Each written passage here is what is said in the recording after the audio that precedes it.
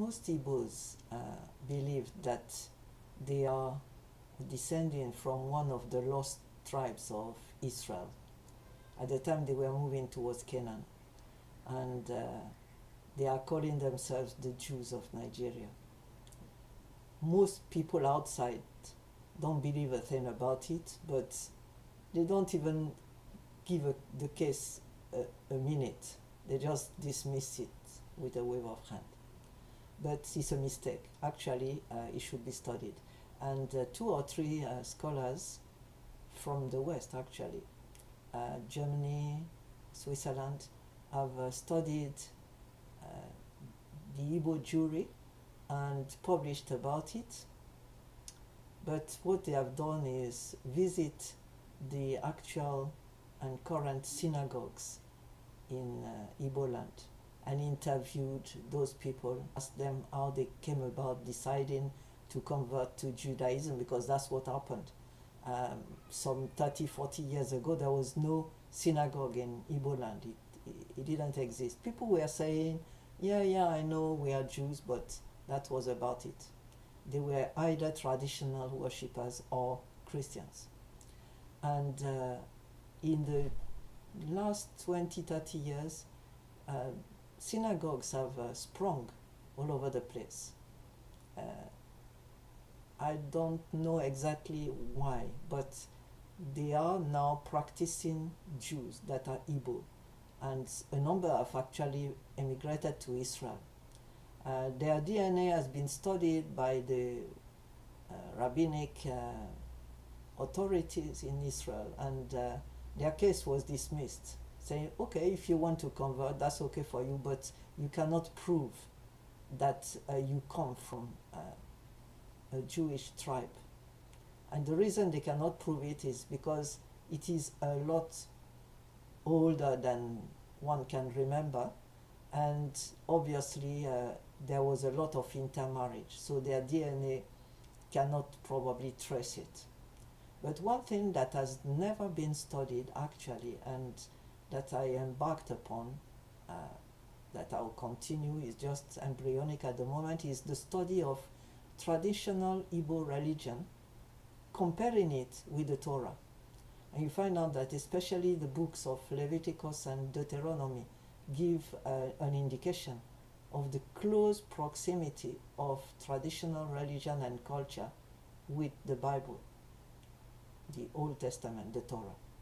And you can see that in many ways. First of all, Igbos do circumcise all their males, but that is obviously not something peculiar. There are lots of other ethnical groups all over Africa that do that. The difference is that the others do that at puberty or pre-puberty, and it's like an initiation into manhood. Whereas in Igbo land, it's done traditionally on the 8th day.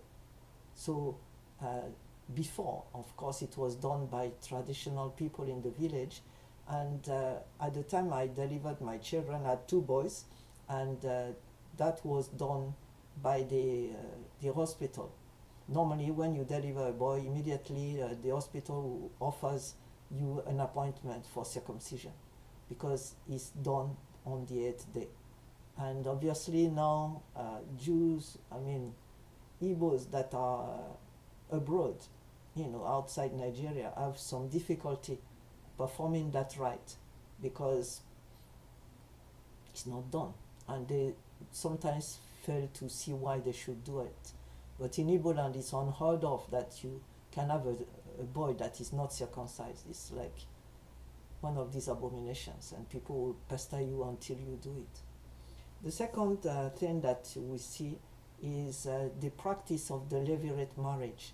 That's one lady that loses her husband is normally inherited by the brother, and that was widely done for welfare purposes, so that she would be taken care of, but in practice it gave rise to a lot of abuse.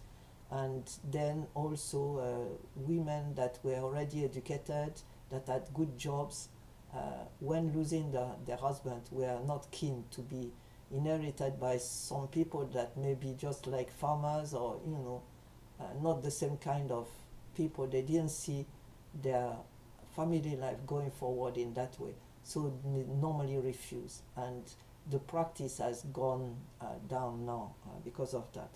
A third point is the strict forbidding of using blood, eating the meat with blood.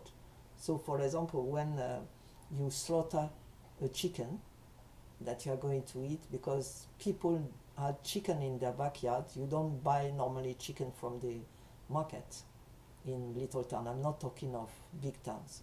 Then people would have the chicken alive and then slit the throat and leave the headless chicken to run until the body will fall, and that way the blood will ooze out.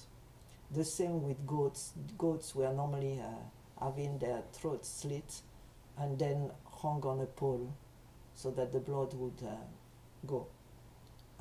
Another point was the refusal to eat pork. In fact, pork was not a meat that was used. When we were there, I stayed 25 years in Nigeria, and I never saw a pork, a pig. Pigs were not part of the household. In the backyard, you had two types. You had chicken and goats, and that was it.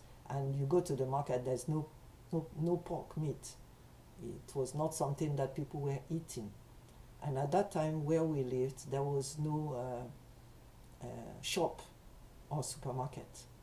There was only one little supermarket, but obviously it was not selling anything that was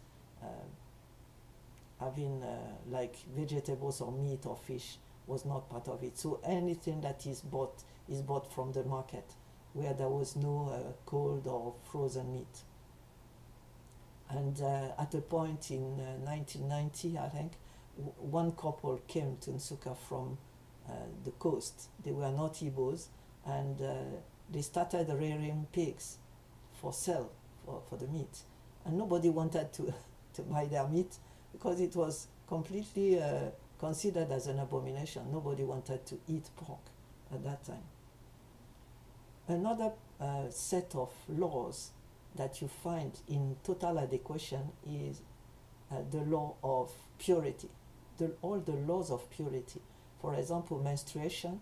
One woman that menstruates was not expected to serve food or cook food for the husband, and the husband never approached her for relationship because it was considered as abomination. The same way, after delivering a child, the woman was considered impure and was kept to herself for quite a while, depending whether it was a boy or a girl, and that's exactly what you see in the Bible. The same with priests on duty, priests that were also tradi practitioners, that's traditional medics, that were, when they went to collect herbs in the forest, in the bush, before that they had to keep themselves to themselves. They didn't meet their wife or their wives because that was a necessity for purity, so that the deities would guide them in their collection. And last, we can see that the men are in charge of family worship. Just like today in Israel, practicing Jews, women can stay at home. They are not expected to go and deal with public worship, but men will expect to go to the synagogue every morning for public worship. Men are in charge of that. And the same you see in Igbo land, where traditional people were going to their obi in the morning and then pour libations, offer kola nuts to their ancestors and deities on behalf of the family. And that was the duty of the man. He was the priest for his family. And these are just some of those things that are verifiable, reading the Bible.